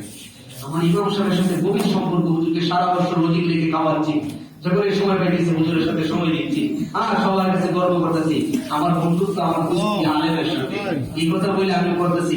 কিন্তু এখন পর্যন্ত দেখা যাচ্ছে আমার 2 রাকাত নামাজের 1 একটা সুন্নত ঠিক হয় না। দেখেন, তাকায় দেখেন তো, আমাদের বাদবাদী অবস্থাটা কি হয়? আমাদের প্রায় রাসূলের নেই। আল্লাহু আকবার। এই যে আমার দিকে সবাই খেয়াল করেন, এই যে আল্লাহু আকবার। আমার কেউ আছে? আল্লাহু আকবার। কেউ আছে? কেউ আছে? আল্লাহু আকবার। কেউ আছে? আছে কি না? কোনটা সুন্নাত? একটা সুন্নাত। সবগুলো সুন্নাতের মুখালিফ হলো। আর এই রাসূল দুনিয়ার থাকতে আপনি আমার জন্য এত বেশি কাঁদছেন, এত বেশি কাঁদছেন, কাঁদতে কাঁদতে যে রাসূল বেহুশ হয়ে যেতেন। রাসূলের ব্যাপারে এই কথা বর্ণিত আছে, রাসূল কারীম সাল্লাল্লাহু আলাইহি ওয়াসাল্লাম উম্মতের জন্য এত বেশি কাঁদতেন, এত বেশি কাঁদতেন, কাঁদতে কাঁদতে রাসূল কারীম সাল্লাল্লাহু আলাইহি ওয়াসাল্লাম বেহুশ হয়ে যেতেন। সাহাবায়ে কেরামের ভিতরে কাইন্দা শান্তি পেতেন না, এইজন্য দূরে জঙ্গলে চলে যেতেন, সেখানে শান্তি পেতেন না। মাঝে মধ্যে নিজের কামরার ভিতরে ঢুকে দরজা বন্ধ করে ইয়া হাবলি উম্মতি, ইয়া হাবলি উম্মতি, ইয়া হাবলি উম্মতি বলে কাঁদতেন, এত বেশি কাঁদতেন। আয়েশা রাদিয়াল্লাহু তাআলা বলতেছেন, রাসূল উম্মতের জন্য যে পরিমাণ কাঁদছেন, পৃথিবীতে রাসূল আর কোন কিছুর জন্য এত পরিমাণ কাঁদেন। রাসূল আজও রোজা করে শুয়ে কাঁদতেছেন, এখনো কাঁদতেছেন। রাসূল কারীম সাল্লাল্লাহু আলাইহি ওয়াসাল্লাম হাসরের মাঠে অবস্থা কি হবে? দিকে আগাইবে, তখন নবী প্রথম নবী আদম আলাইহিস সালাম দুটো হাত উঁচা করে বলতে থাকবেন, ইয়া রাব্বি নাফসি, ইয়া রাব্বি নাফসি, ইয়া রাব্বি নাফসি। ইব্রাহিম আলাইহিস সালাম বলতে থাকবেন, ইয়া রাব্বি নাফসি। ইসমাঈল বলতে থাকবেন, ইয়া রাব্বি নাফসি। মুসা বলতে থাকবেন, ইয়া নাফসি রাব্বি, ইয়া রাব্বি ইয়া নাফসি, ইয়া রাব্বি নাফসি। হারুন বলতে থাকবেন, ইয়া রাব্বি নাফসি। ঈসা বলতে থাকবেন, ইয়া রাব্বি নাফসি। এরকম যে সমস্ত পয়গম্বর সবাই ডাকতে থাকবেন আল্লাহকে, ইয়া রাব্বি নাফসি। আগুন যেভাবে আগাইতেছে, আমাকে বাঁচান, আমাকে বাঁচান, আমাকে বাঁচান। সমস্ত নবীরা বলতে থাকবেন, মাকামে মাহমুদ থেকে গভীর সুরে একটা আওয়াজ আসবে তখন শুনে, ইয়া রাব্বি হাবলি, ইয়া রাব্বি, ইয়া রাব্বি উম্মতি, ইয়া রাব্বি উম্মতি। আগুন যেভাবে লাফিয়ে লাফিয়ে আগাচ্ছে, মালিক আমার কোন উম্মতকে যেন আগুন না ধরে। পুরা হাসর মাঠ একদম নীরব হয়ে যাবে। কিরে সবাই চিৎকার করলাম, ইয়া রাব্বি নাফসি, ইয়া রাব্বি নাফসি। সবাই নফসের জন্য পাগল হয়ে গেলাম। এমন আওয়াজটা কোথায় থেকে আসছে, ইয়া রাব্বি উম্মতি, ইয়া রাব্বি উম্মতি। রাসূল আপনি আমার জন্য কি পরিমাণ পাগল থাকবেন। হাসরের মাঠ আল্লাহ জিজ্ঞাসা করবেন, লিমা বাকাতা ইয়া হাবিবি। দোস্ত বহুত কাঁদছো জীবনে, এখন কাঁদতেছে কেন? বলতে থাকবে, আমার একটা উম্মতকে যদি জাহান্নামের আগুন এসে গ্রাস করে আমি রাসূল জান্নাতে যাব। এখন কি চাও? মুহাম্মদুর রাসূলুল্লাহ আপনি আমার নবী বলতে থাকবেন, আল্লাহ বিচার কার্যক্রম শুরু করে। বিচার কার্যক্রম শুরু হবে। আহা, তখন নবীর পেরেশানি কি পরিমাণ হবে, কি পরিমাণ নবীর পেরেশানি হবে। হাদিসের মধ্যে বর্ণিত হয়েছে, রাসূল একবার বিচারের পাল্লার কাছে দৌড়াই যাবেন, ওইখানে উম্মতের জন্য সুপারিশ করবেন। আমার নবীটি ভিতর ঢুকে যাবে, হায় রে আমার কোন উম্মতের ফুলসেরাতের ফুলের কাছে চলে গেছে। ফুলসেরাতের ফুল যদি পার না হইতে পারে, নিচে তো জাহান্নাম, কাইটা জাহান্নামে পড়ে যাবে। আবার রাসূল বিচারের কাছ থেকে ফুলসেরাতের ফুলের দিকে আরেকটা দৌড় মারবেন, ওইখানে যাবেন, উম্মতকে ফুলসেরাতের ফুল পার করার জন্য চেষ্টা করবেন। আমার জন্য হবে, আমার কোন উম্মত জানি মিজান নামক কীর্তির কাছে ধরা পড়ে যায় আমলের জন্য, আবার দৌড়ে এখানে আসবেন। পাগলের মতন একবার মিজানের কাছে, আরেকবার ফুলসেরাতের কাছে, আবার ফুলসেরাতের কাছে, আবার মিজানের কাছে, পাগলের মতন দৌড়াইতে থাকবেন। আর আপনি আমি উম্মতরা কি করছি? 2 রাকাত নামাজে নবীর সুন্নতটি ফিট করতে পারি না। 2 রাকাত নামাজে নবীর সুন্নতটি ফিট করতে পারি না। এটা উম্মত হতে পারে না, এটা উম্মতের বৈশিষ্ট্য হতে পারে না। উম্মত তো সেই প্রত্যেকটা কাজে, প্রত্যেকটা অবস্থায়, প্রত্যেকটা সময় চিন্তা করবে, না আমার রাসূল যেন আমার প্রতি সন্তুষ্ট না। আপনি আমাদের আকাবি আল্লামা হুসাইন আহমদ দেওবন্দি রহমতুল্লাহি আলাইহি, ওনাকে যখন মালটার কারাগারে ইংরেজরা বন্দি করছে, বন্দি করার পর হুসাইন আহমদ মাদানী রহমতুল্লাহের নখগুলি এরকম করে টাইনা ছিঁড়ে ফেলছে, নখ টুকরে ফেলছে। হুসাইন আহমদ মাদানী রহমতুল্লাহ কাঁদেন নেই, নিজেকে সদরের পরিচয় দিচ্ছে। কিছুক্ষণ পর ইংরেজরা হুসাইন আহমদ মাদানীকে শোয়াইছে, শোয়ে দাড়ির মধ্যে ধরছে। তুমি ভাবছো মনে আমার গলাটা কেটে ফেলবে, তো দেখেন দাড়ির মধ্যে ধরে গলা না একটা দাড়ির মধ্যে ছুরি চালাইতেছে। হুসাইন আহমদ মাদানী রহমতুল্লাহ চট করে হাতের মধ্যে ধরছে। ইংরেজরা দুইটা কাঁদতেছেন আর বলতেছেন, আল্লাহর দোহাই তোর কাছে আমি ভিক্ষা চাচ্ছি, আমার রাসূলের সুন্নাত দাড়িটা কাটিস না, আমার গলাটা কাইটা ফেল। যদি আমার গলাটা কাইটা ফেল তাহলে আল্লাহ আমার গলা জোড়া লাগাই দিবেন। কিন্তু তুই যদি আমার দাড়ি কাটস, হাসরের মাঠে আমি দাড়িহীন অবস্থা আমার রাসূলের সামনে দাঁড়াবো, এটা হতেই পারে না। আমি তো উম্মতে মুহাম্মদী, আমি তো মুহাম্মদ সাল্লাল্লাহু আলাইহি ওয়াসাল্লামের উম্মত। আমি উম্মত হইয়া নবীর দাড়ি কাটা হবে, এটা আমি সহ্য করতে পারি না। সুতরাং তুই আমার দাড়ি কাটিস না, আমার গলাটাই কেটে ফেল। বলেন তো কি পরিমাণ দরদ ছিল আকাবিদের, কি পরিমাণ দরদ ছিল। আপনি আমার দরদ কি? ও উম্মত, আর কি করলে নবীর জন্য পাগল হবেন? নবী আপনি আমার জন্য আর কত পাগল হয়ে আমরা পাগল হবো? নবী আমাদের জন্য কি পরিমাণ পাগল ছিলেন, কি পরিমাণ পাগল। এখনো রোজার মধ্যে শুয়ে শুয়ে এখনো কাঁদেন, রোজা এখনো জীবিত অবস্থায় এখনো কাঁদেন, হাসরও কাঁদবেন, ফুলসেরাতের ঘোড়া থেকে কাঁদবেন, নিজের কাছে এসে কাঁদবেন, মাকামে মাহমুদের মধ্যে শেরটায় পড়ে কাঁদবেন। আর কত নবীকে কাঁদাবো? নিজের একটু কাঁদবো না নবীর জন্য? মুহতারাম হাজিরিন, এই জন্য অনুরোধ করবো 2 রাকাত নামাজের ভিতরে 51টি সুন্নত বাস্তবায়ন করার চেষ্টা করুন। হাত তোলার সুন্নত আছে, হাত কিভাবে উঠাবেন? রাসূল বলেছেন হাত উঠাবেন কিভাবে? হাত যখন তুলবেন রফুল ইয়াদাল খিজা নাই, হাতটাকে কানের লতি বরাবর। কিভাবে লতি বরাবর হয়? কিভাবে? হাতলি বলা হয় এখান থেকে এখানের মধ্যে, হাতলি বলা হয়। এটাকে সাধারণত হাত দিয়ে বলা হয়। হাত বলতে পুরো হাত বোঝায়, আর হাত দিয়ে বলতে এতটুকু বোঝায়। এই এতটুকুর ভিতরে মধ্যস্থতা রেখে এই বিদ্যাগুলোর মাথাটা হচ্ছে আমাদের হাত দিয়ে মধ্যস্থতা। এটা সুন্নত তরিকা শিক্ষা দিচ্ছে কিভাবে, বলে কানের রতি বরাবর এরকম করে হাতের তালুটা যেন নিচের দিকে থাকে, আঙ্গুল পুরো যেন আকাশের দিকে থাকে, একদম চাপানো হবে না, ফাঁকা হবে না, স্বাভাবিক তখন দাঁড়ালে কি হবে, দাঁড়ানোর সময় পুরোটা পায়ের আঙ্গুল গুলো একদম কেবলা বরাবর থাকে, এরকম পাকা করে না, কেবলা বরাবর। তাহলে কি হবে, আপনার পায়ের গিরা, হাঁটু, কোমর এবং কাঁধ সবই বরাবর সোজা থাকবে। নজরটা থাকবে কোথায়, সামনে মসজিদের গলিতে, সামনের দেওয়ালে কি আছে না আছে এগুলোতে না, সেন্টার থাকে। এইভাবে দাঁড়াবে। হাত পাতের কিভাবে, এই যে বাম হাতের হাতটি পিঠ, বাম হাতের হাতটির পিঠ হচ্ছে এটা, পেট হচ্ছে এটা, এই পিঠের উপরে ডান হাতের হাতটির পেট দিয়ে ধরে, এইভাবে ধরে কনিষ্ঠ আঙ্গুল আর বিদ্যা আঙ্গুল দুইটাকে গোলাকার করে এরকম কবজির মধ্যে ধরে ধরে বাকি পুরো শরীর তিনটা আঙ্গুল এরকম কনি বরাবর ছেড়ে দেন। এরপর হাতটা ছেড়ে দেন, এখানে দিয়ে টেনে ওইটাকে সামনে ধরে রাখেন। এটা হচ্ছে হাত পাতের সুন্নাত। আমরা কি বলতেছি, আল্লাহ কেউ এরকম, কেউ এরকম, কেউ কোন রকম, কেউ এরকম, কেউ আছে এরকম ধরে রাখছে, এরকম হাত তোলা হয় ডিজাইন আলাদা আলাদা করতেছি। রসুলের কি কষ্ট লাগে এগুলো দেখে, রসুল কি উম্মত হিসাবে এগুলো দেখে রসুলের কাছে কষ্ট লাগে না? আর উম্মতের যদি এত কাটা কাটলাম, এগুলো কাটতেছি, আসলে কাটবো, বিজারও কাটবো, উচ্ছেদও কাটবো, মাতামে মাহমুদও কাটবো, আর আমার উম্মত আমার তুই কাটবো, আমার তুই করতে পারে। এরপর রুকু থেকে কেউ হাঁটু সামনের দিকে বাড়িয়ে দিচ্ছে, কেউ নাকে কেউ নিচে ফেলে ফেলছে, কেউ মাথা ধরে এরকম করে দিচ্ছে, কেউ মাথা এরকম করে সেজদা জায়গায় অথচ রুকুতে গিয়ে হাঁটুর মধ্যে চম্বল দিয়ে দেওয়া, এটা হাঁটুর মধ্যে চম্বল দিয়ে ধরতে পারি, টাকা দেওয়া নিষেধ, চাপ দেওয়া নিষেধ, বরং চম্বল দিয়ে ধরা, কোনো হাত দিয়ে ধরবে। তখন শোনে পিঠ এবং আমার কোমর আর মাথা তিনটা এক সমান থাকে, আমার দিকে পায়ের গোড়া দিয়ে হাঁটু এবং কোমর এই তিনটা এক সমান থাকে।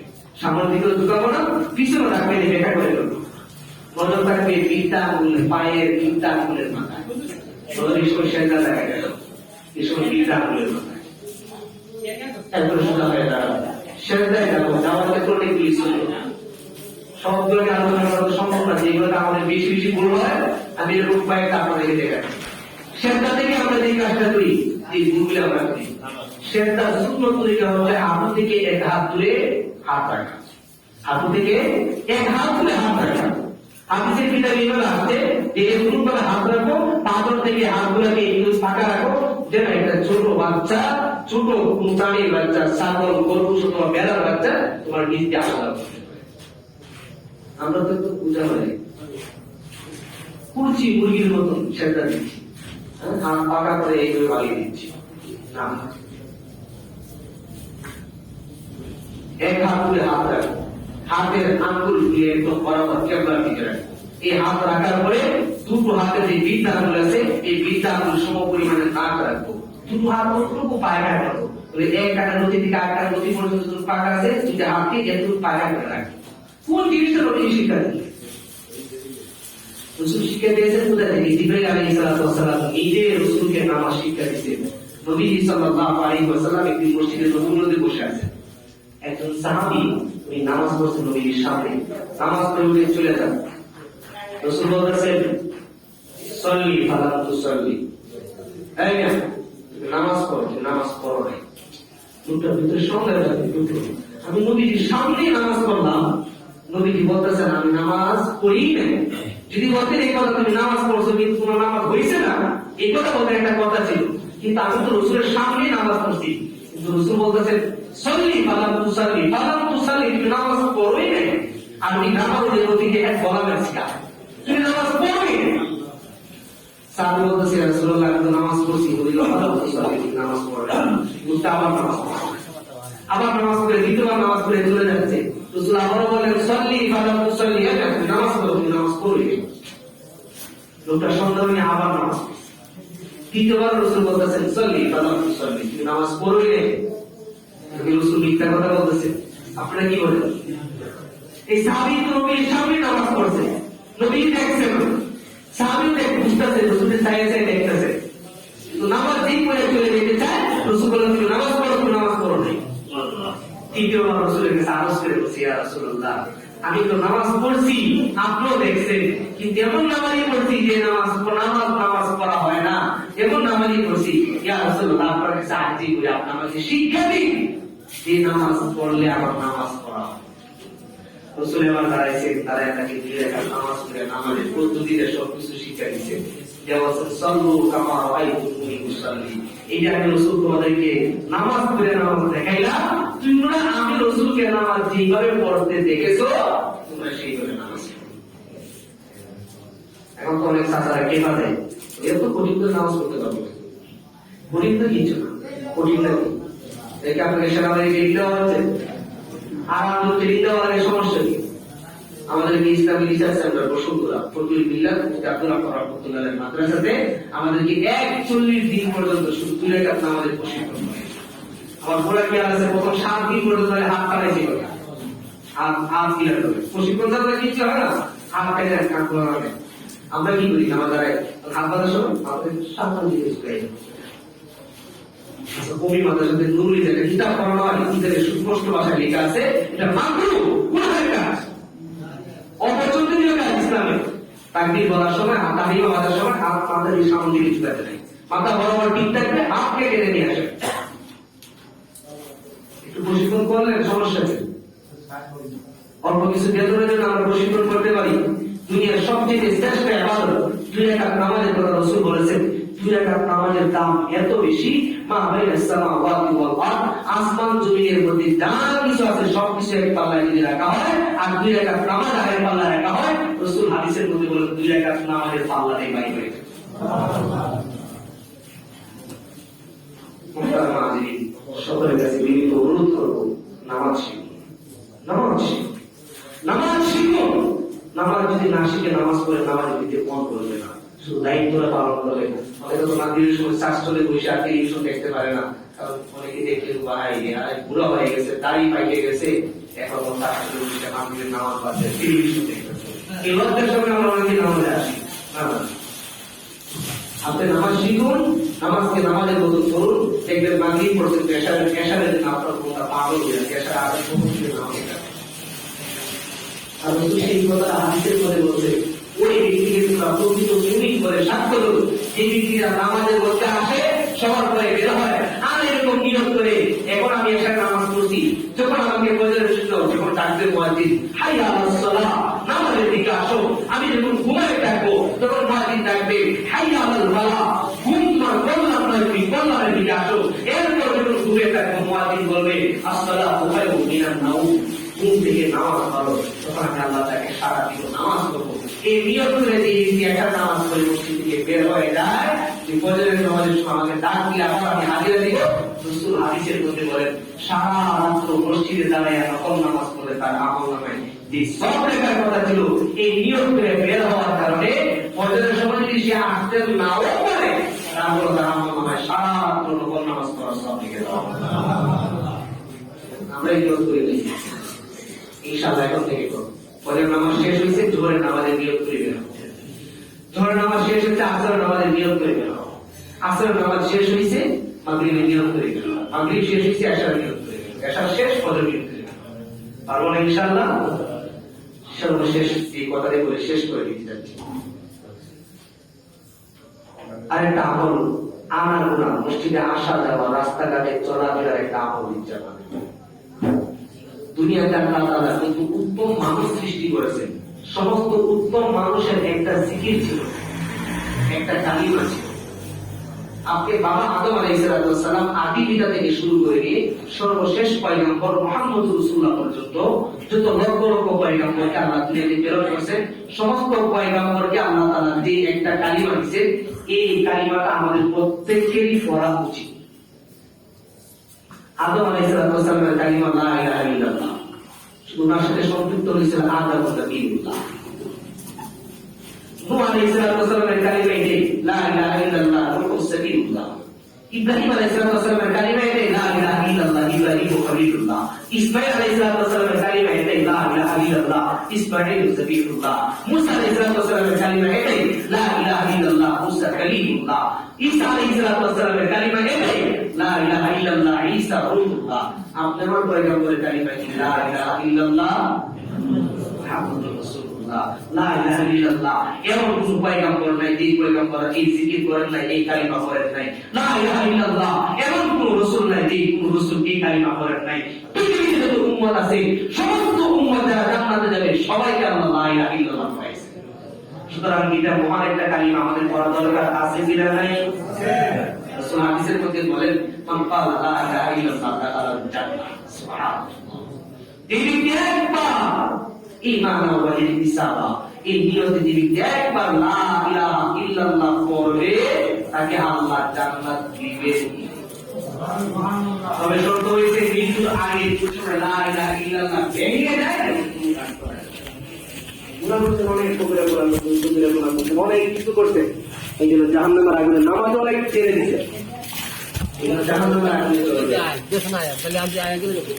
ইমাম মুসলিম রাহমাতুল্লাহি আলাইহি মুসলিম শরীফে যে হাদিসটা নিয়ে এসেছেন এই ব্যাপারে যে একটা লোক জাহান্নামে চলে গেছে, যে জাহান্নামী হয়ে গেছে।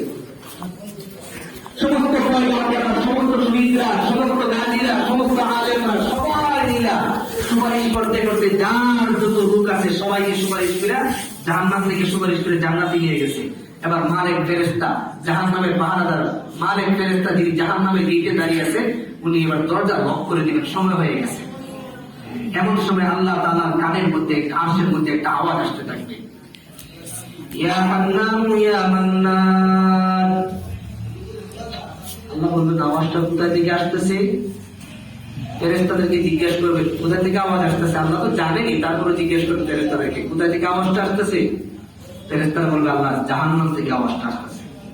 আচ্ছা, আমি নিজের কুদরতি ফায়সালায় জাহান্নামীদেরকে নিজের কুদরতি ফায়সালায় অনেককে জান্নাতে দিয়ে দিছি, এরপর আবার জান্নাতের জাহান্নামের মধ্যে এমন কেউ আছে যে আমাকে ডাকার মতন কে আছে রে, একটু খুঁজে দেখে আসো তো। ফেরেশতারা জানে যে মালিক ফেরেশতাকে জিজ্ঞেস করতে, কি রে ভাই এমন কে আছে যে কোনো আল্লাহর নাম নিতেছে? মালিক ফেরেশতা বলবে না, আমার জাহান্নামে এমন কেউ নেই আল্লাহর নাম নিতে বলা। মালিক ফেরেশতাদেরকে নিয়ে ওই আল্লাহর পক্ষ থেকে প্রেরিত ফেরেশতারা জাহান্নামে ঘুরকি দিবে, পরিদর্শন করবে, কাউকে খুঁজে পাবে না। আল্লাহর কাছে কে বলবে আল্লাহ করে হান্নান মান্নান ডাকতে না, কাউকে জাহান্নামে পাইনি। আল্লাহ বলবেন না, জাহান্নামে এখনো আছে যে জাহান্নাম থেকে আমাকে ইয়া হান্নান ইয়া মান্নান বলে ডাকতেছে, তোমরা শোনো না, আমি মালিক কুদরতি কান দিয়ে শুনতেছি।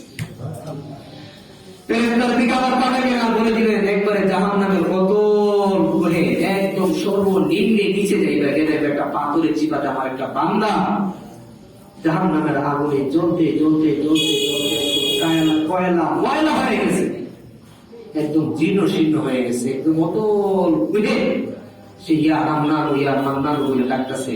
তাকে যে জিজ্ঞেস করো সে আমার কাছে কি চায়, ফেরেশতারা খুঁজে বার করবে, বার করে জিজ্ঞেস করবে তুমি কি চাও? বলবে আমি আল্লাহ তাআলার কাছে একটা জিনিস চাই। কি চাই? বলে এই জাহান্নামের মধ্যে যে গুহা সর্বনিচ জায়গা আছে এটা তো জাহান্নামে, আবার জাহান্নামের আগুনের যে উপরটা আছে এটা তো জাহান্নামে। মালিক যেন একটু অনুগ্রহ কইরা তার দয়া, আমার কোনো ইবাদত নাই, কোনো আমল নাই, কিচ্ছু নাই, মালিক যেন তার রহমতের দয়া দিয়ে আমাকে জাহান্নামের নিচ থেকে একটু জান্নাতের উপরে উঠায়। আল্লাহর কাছে আসে ফেরেশতারা দাবি জানাবে আল্লাহ তোমার কাছে তোমার বান্দা এই জিনিস চায়। আল্লাহ বলবেন ঠিক আছে, এক শর্তে দেওয়া যায়। কি শর্ত? যে আল্লাহর সামনে আর কোনো আবদার চলবে না। যদি সে এই আগেই কথা মানে সামনে আর কোনো আবদার তার রাখবো না, যদি এই শর্ত আছে মানে যে আর কোনো আবদার করবে না, তাহলে তাই আবদারটা আমি কবুল করবো। ফেরেশতারা যে বলবে আল্লাহ বলছেন সামনে আর কোনো আবদার করতে পারবে না, তাহলে আল্লাহ তোমাকে জাহান্নামের অসল গুহা থেকে উপরে উঠে নেবে, উপরে উঠে তোমাকে উপরে জাহান্নামে রাখবে, তোর উপরে রাখবে। না অবশ্যই আল্লাহ ফায়সালা অনুযায়ী জাহান্নামের অসল গুহা থেকে জাহান্নামের উপরে উঠবে। কিছুদিন যাইতে না দিতে আবার জাহান্নাম নাম যাইতে অনেক লোক যাচ্ছে, তো আবার ডাকা শুরু করছে, ইয়া হান্নান ইয়া মান্নান ইয়া হান্নান ইয়া মান্নান। খুব মধুর সুরে ডাকে। মালিক আবার জিজ্ঞাসা করবেন এখন আবার কি চাও? ও আল্লাহ, এই যে জাহান্নামের অতল নিচ থেকে আমাকে উপরে উঠাইছো, এখানে তো আমার কোন কর্তৃত্ব কৃতিত্ব কিচ্ছু ছিল না, আমার তো ইবাদত ছিল না, আমার তো কোনো আমলও ছিল না। তুমি তো আমাকে উঠাইছো একমাত্র তোমার দয়া দিয়া। আমি চাই তোমার দয়া একটু কষ্ট করিয়া ওই যে দেখা যায় জাহান্নামের গেট, আমাকে জাহান্নামে রাখবা, মানে গেটের কাছে রাখবা। আল্লাহ বলবেন তুমি না বলছিলে আর কিছু আমার কাছে চাইবা না? বলে আল্লাহ এখন আর কিছু চাও না, আমাকে শুধু এতটুকু আপনার দয়া আমাকে এটা করে ফেলে। আল্লাহ বলবেন ঠিক আছে ফেরেশতারা ওরে এই জাহান্নামের মাঝখান থেকে ওই জাহান্নামের গেট, জাহান্নামের ভিতরে গেটের কাছে নিয়ে রাখে। গেটের কাছে নিয়ে রাখছে, কিছুদিন যাওয়ার পরে আবার ডাকা শুরু করছে, ইয়া হান্নান ইয়া মান্নান। আল্লাহ বলবেন আবার কিরে তবে আল্লাহ এটা তো জাহান্নামের গেট, এটা যেমন গেটের এই পার্শ্ব, গেটের ওই যে পার্শ্বটা আছে না ওইটাও তো রাখতে পারো, আমাদের যে একটু অনুগ্রহ করে তুমি গেটের ওই পাশে গিয়ে রাখতে। আল্লাহ আগুনের তাপ আর সহ্য হচ্ছে না। আল্লাহ বলবেন তুই এই পর্যন্ত আমার সাথে 2 বার ওয়াদা খেলাপি করবে। আল্লাহ এখন যদি আমাকে গেটের এইটাও গেট, এই পাশে গেট ওই পাশে গেট, যদি আমাকে গেটের ওই পাশে নিয়ে রাখেন আপনার কাছে আমি আর কিচ্ছু চাবো না। আল্লাহ বলবেন ঠিক আছে, বলে হ্যাঁ ঠিক আছে। আল্লাহ বলবেন ঠিক আছে ওরা রেখে দেবো। এবার জাহান্নামের বাহিরে আসছে মালিক ফেরেশতা, যে গেটের মধ্যে থাকবে ওই গেটের বাইরে দাঁড়াইছে, কিন্তু যাওয়ার কোনো সুযোগ নেই। সাথে ফেরেশতা মালিক ফেরেশতা আছে, এমনি করলে আবার জাহান্নাম করে দিল, কোথাও যায় না। ওইখানে বসে কিছুদিন দেখে না যাবার টাকা শুরু করছে, ইয়া হান্নান ইয়া মান্নান ইয়া হান্নান ইয়া মান্নান। আল্লাহ বলবেন আবার এখন কি চাও? আল্লাহ ওই যে একটা গেট দেখা যায়, এটাও গেট ওইটাও তো গেটে, তুমি এত দয়া করে ওরকম ঘর থেকে উপরে উঠাইলা, উপর থেকে জাহান্নামের কিনারে আবার আনলা, সেখান থেকে বাইরে করে এই গেটের সামনে রাখলা, এটাও গেট ওইটাও গেট, এখানের জন্য যে এরকম ওইটার জন্য এরকম, এখানে তো কোনো ব্যবধান নাই। আল্লাহ যদি একটু দয়া করে আমাকে ওই গেটের সামনে নিতা, তাহলে তোমার কাছে আমি আর কিচ্ছু চাইতাম। আল্লাহ বলবেন এতগুলো কথা ভঙ্গ করে বলতো আচ্ছা এবার না আর চাবো। আল্লাহ ফেরেশতাদেরকে অর্ডার দিবেন ঠিক আছে তারা ওই গেটের সামনে নিয়ে দাও, সেই গেটটা হচ্ছে জান্নাতের গেট। সুবহানাল্লাহ। এবার জান্নাতের গেটের সামনে আছে, কিছুদিন দেখতে না দেখে আমার ডাকা শুরু করছে, ইয়া হান্নান ইয়া মান্নান। আল্লাহ বলবেন এখন কান্না শুরু করবে, কাঁদতে থাকে, এত বেশি কাঁদবে। আল্লাহ জিজ্ঞাসা করবেন লিমা বাকাতা, এই পাগল কেন কান্না করতেছিস? ও মালিক তোমার মতন রহমওয়ালা, তোমার মতন দয়াওয়ালা পৃথিবীতে আর কেউ হতে পারে না, তুমি তো রহমান, তুমি তো রহিম, তোমার মতন দয়াটা আর কেউ হতে পারে না। তুমি তোমার দয়াতে আমাকে জাহান্নামের অতল গুহা থেকে উপরে উঠাইছো, সেখানে আমি ওয়াদা খেলাপি করছি, তোমার দয়া দ্বারা আমার জাহান্নামের গেটের সামনে আসছো, নিয়ে আসছো, সেখানে আমি ওয়াদা খেলাপি করেছি, তোমার দয়া দিয়ে আমাকে জাহান্নাম থেকে বাহির করে দিছো, সেখানে আমি ওয়াদা খেলাপি করেছি। এখন আবার তুমি তোমার দয়া দ্বারা আমাকে জান্নাতের গেটের সামনে আনছো, এখন তো আল্লাহ আমার একটা জিনিস চাইতে মন চাইতেছে, কিন্তু এতগুলো ওয়াদা খেলাপির পর আমার কেমন করে চাই? অনুভূতি আল্লাহর কাছে প্রকাশ করতেছে। আল্লাহ আবার কি চাইবে? আল্লাহ গেটের সামনে আছি, মাঝে মধ্যে গেটের ভিতর থেকে এত সুন্দর আলো বাইরে একটু একটু আসে, বাইরে একটু আলো আসে, এই আলোটা দেখতে এত সুন্দর, ঝিকি মিকি ঝিকি মিকি করে।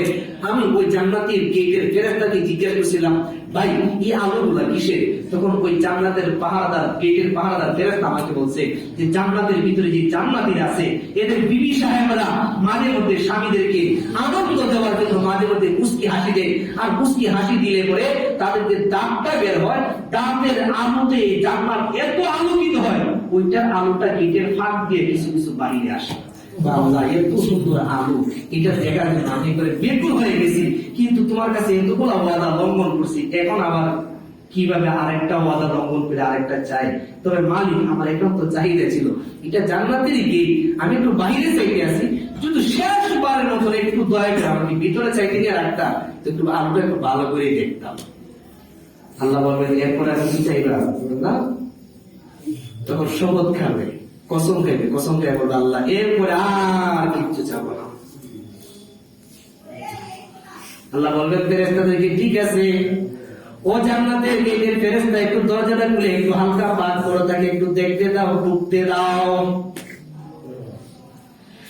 জান্নাতের ফেরেশতা যেই মাত্র দরজাটা খুলে একটু ফাঁক করবে, আল্লাহ ওয়াদা দিবেন তুমি একটু ঢুকো। এই আওয়াজটা শোনার সাথে সাথে জান্নাতে ঢুকে জান্নাতের ভিতরে এমন এক দৌড় আর দাঁড়াইতেছে না। আল্লাহ ডাক দিবেন, ইয়া আব্দি ওই বান্দারা দাঁড়ায় না, যাইতেছে। আল্লাহ একবার রাগ করে বলে, এই ওরা দম ধরে জান্নাত থেকে বার করে গেছে। এবার সব খুলে দাঁড়াবে, তারা ব্রেক করবে। ফেরেশতারা ধরছে দুই পাশে, জান্নাত থেকে বের করে দিলে এবার ব্রেক করছে। এ বলতেছে, আতাল্লাহি তুখলিফানি, আল্লাহ আপনিও ওয়াদা খেলাপি করেন। কারে বলতেছে? আল্লাহকে। আপনিও ওয়াদা ভঙ্গ করেন। আজি আমি তো বান্দা, ওয়াদা ভঙ্গ করতে পারি, আপনিও ওয়াদা ভঙ্গ করবেন। আপনাদের কোরআন শরীফের বারবার বিভিন্ন জায়গায় বলছেন, ইন্নাল্লাহা লা ইউখলিফুল মিআদ, এমন আল্লাহ আমি আল্লাহ কখনো ওয়াদা ভঙ্গ করি না। মালিক আপনিও ওয়াদা ভঙ্গ করেন, আমাকে জান্নাতে ঢোকার পারমিশন দিয়ে এখন বলছেন বের করে দিবেন। এটা হইতে পারে? হাদিসে মুসালসাল ভিত্তি বলা হয় এই হাদিসকে, অর্থাৎ হাসির হাদিস। এটা রাসূল করিম সাল্লাল্লাহু আলাইহি ওয়াসাল্লাম এই হাদিস বলে নিজে হাসছেন, সাহাবীদেরকে বলেন তোমরা হাসো। এবার আল্লাহ জিজ্ঞাসা করবেন, কে লিমা ওয়াদতু, আমি কি ওয়াদা খেলাপি করছি? লিমা ওয়াদতু খালফি, আমি কোন ওয়াদা খেলাপি করছি একটু বলতো। লোকটা ডাকতে বলে, মালিক তুমি আর কোরআন শরীফের মধ্যে বলেছো, আল্লাযীনা ইয়ারিসুনাল ফিরদাউসা হুম ফিহা খালিদুন, যারা জান্নাতের মধ্যে একবার ঢুকে যাবে সারা জিন্দেগি তার কোনদিন বের হবে না। আপনি আল্লাহর কোনদিন তাকে বের করবেন না। তো আমি বান্দাকে তো আপনি আল্লাহই ঢুকাইছেন, এবার বের হইতে বলেন কোন কারণে? আল্লাহ তাআলা খুশি হয়ে হাসবেন আর বলবেন, হ্যাঁ হ্যাঁ হ্যাঁ বান্দা, তোমার ভিতরে একটা মাত্র জিনিস ছিল, সেটার নাম ছিল লা ইলাহা ইল্লাল্লাহ। এতটুকু তোমার ভিতরে ছিল, যাও আমি আল্লাহ এতটুকুর বিনিময়ে গোটা দুনিয়ার সমান, এরকম 10টা দুনিয়ার সমান তোমাকে একটা জান্নাত দিয়ে দেব। সুবহানাল্লাহ। বলেন তুমি কি লা ইলাহা ইল্লাল্লাহর দাম নাই? আছে। আমরা তো দুইজন দোস্ত একসাথে বইলে শুধু গল্প করি। রাসূল করিম সাল্লাল্লাহু আলাইহি ওয়াসাল্লাম বলেন, মান ক্বালা লা ইলাহা ইল্লাল্লাহ দাখালাল জান্নাহ, যে ব্যক্তি লা ইলাহা ইল্লাল্লাহ বলবে সে জান্নাতের মধ্যে প্রবেশ করতে পারবে যতক্ষণ না পর্যন্ত লা ইলাহা ইল্লাল্লাহর ওয়াদাকে ভঙ্গ না করবে। এইজন্য সকলের কাছে বিনীত আরজ করব, রাস্তাঘাটে চলাফেরার ক্ষেত্রে লা ইলাহা ইল্লাল্লাহ, তাহলে ইনশাআল্লাহ একবার যদি লা ইলাহা ইল্লাল্লাহ বলি, তো আদম আলাইহিস সালাম থেকে শুরু করে নিয়ে আপনি আমার পয়গম্বর মুহাম্মদুর রাসূলুল্লাহ পর্যন্ত সবার সাথে কানেকশন। সুবহানাল্লাহ। আপনি 2 দিন 4 দিন নৌকার মিছিল করলে আপনি দাবি করেন আমি আইএমএ আওয়ামী লীগ, 2-4 দিন দানের শীষের মিছিল গায়ে বলেন আইএমএ বিএনপি। হ্যাঁ, তো লা ইলাহা ইল্লাল্লাহর মিছিল গাইবেন, হ্যাঁ, রাস্তা দিয়ে চলবে না। ফেরেশতারা আপনার নামটা পয়গম্বরদের দলের অন্তর্ভুক্ত করবেন, এটা তো হতেই পারে না। পয়গম্বর তো জান্নাতি, এই খাতা যাদের নাম উঠবে তাও জান্নাতে যাবে। সুতরাং আমাদের নাম যে জান্নাতের খাতার মধ্যে তুলতে চাই, চলাফেরায় গোটা ভাষায় লা ইলাহা ইল্লাল্লাহ, লা ইলাহা ইল্লাল্লাহ। একটু স্যাম্পল উদাহরণস্বরূপ আজকে একটু টেস্ট করে দেখেন, ট্রাই করে দেখেন। কেউ নাই ঘরের ভিতরে এমন একটা নিরিবিলি জায়গার মধ্যে চোখটা মুছবেন, একটু অন্ধকার, হালকা একটু অন্ধকার করবেন। যদি অন্ধকার না থাকে মাথার উপরে একটা কাপড় ঝুলাই দিবেন, দিয়ে একটু চোখটা মুছে, বেশি পড়া দরকার নাই, মাত্র 100 বার করবেন। 100 বার পড়ার পর আপনার মন চাইবে আরো 100 বার করি, পড়ে দিকেন, একদিন পড়ে দিকেন। আপনারা চিনলেন এক টুকের নাম বলি, হ্যাঁ, এই যে টুকের পিছনে, টুকের পরে একটা কলেজ আছে না, কলেজের পিছনে একজন কবিরাজ ছিল, আদি দত্ত কবিরাজ, ওনার ছেলে বর্তমান সুদম দত্ত, সে বেঁচে আছে। সে নিজে আমার কাছে, আমাদের মাদ্রাসার আরেকজন শিক্ষক আছে কাপাসিয়া, দুজনের কাছে বলছে, এখনো সে কিন্তু তো বলছে ক্লাসের মধ্যে এক মুসলমান স্যার আমাদের স্টুডেন্ট লাইফে বলতেছিলেন যে লা ইলাহা ইল্লাল্লাহ পড়লে নাকি অনেক মজা লাগে, মনে খুব তৃপ্তি আসে। ওই আশা নিয়ে আমি বাড়িতে একদিন আসিয়া আমার যে টাকা রুম ছিল, আমি এটা মাটি দিয়ে লেপন কইরা নিজে একটা বালা কাপড় দিয়ে বিছাই রাতে পড়তেছিলাম লা ইলাহা ইল্লাল্লাহ। সে বলে আমাকে লা ইলাহা ইল্লাল্লাহ এত মজা দিছে, যার ধরুন আমি আজকে কোরআন শরীফ সহি শুদ্ধ করে পড়তে পারি, এবং দৈনিক সে 1 পারা কোরআন শরীফ তেলাওয়াত না করলে তার শান্তি লাগে না। মুসলমান না, এখনো হয় না। আপনারা চিন্তা করতে পারেন, যেতে পারেন, ভালো কবিরাজ অনেক রোগের চিকিৎসা করে, এবং সাধারণ দান্দা বান্দা নাই, নিজস্ব বাগান করছে, এখানে 3 ফল পাওয়া যায়। আমি কয়েকবার গেছি এগুলো দেখার জন্য। 3 আমরা শুধু পড়ছি কোরআন শরীফ মধ্যে 3 ফল, কি 3 ফল এখানে আছে। আদি দত্ত কবিরাজের ছেলে সুদম দত্ত, তার বাড়িতে একটা হিন্দু মানুষ যদি লা ইলাহা ইল্লাল্লাহ বলে এত মজা পায়, আপনার আমার ভিতরে ঈমান আছে, আমরা বলতে পারবো না? বলতে পারবো না ইনশাআল্লাহ। আল্লাহ তাআলা এটাকে সর্বদাই করবো। অনেক লম্বা আলোচনা করছে, আপনারা কষ্ট হয়েছে। আল্লাহ তাআলা আপনি আমাদের সকলকে কথাগুলির উপর আমল করার তৌফিক দান করুক। আপনি ইমাম সাহেব বলছেন যে এটা নাকি প্রতি মাসে হবে, আমরা দোয়া করি ইনশাআল্লাহ প্রত্যেকে উপস্থিত হওয়ার চেষ্টা করি। এই যে একটা সময় আমরা এখানে ব্যয় করছি, একলাসে নিয়মিত যদি বসে থাকে এতটুকু সময়, মসজিদে এমনি বসে থাকা সওয়াবের কাজ, আবার সেখানে কোরআন হাদিসের আলোচনা শুনলে প্রত্যেকটা কথার বিনিময়ে কি পরিমাণ সওয়াব আপনি আমার আমল নাকি খাবেন। এই জন্য আমরা প্রত্যেকে বলবো, আমার আরো সাথী ভাই যারা আছে, বন্ধু বান্ধব যারা আছে, তাদেরকে সাথে করে নিয়ে আসবো। আল্লাহ তাআলা আমাদেরকে এই মজলিসকে সকলকে কবুল করুক, আমিন। আলহামদুলিল্লাহ।